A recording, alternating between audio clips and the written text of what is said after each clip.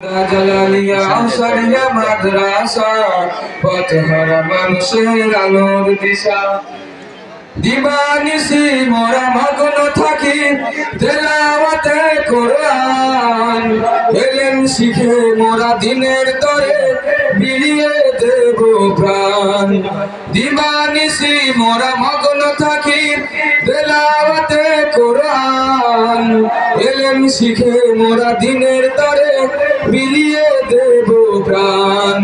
যতই বাধা ঝড় আসুক মোরা, যতই বাধা ঝড় আসুক মোরা, ছাড়ব না তবু দিনের নিশান।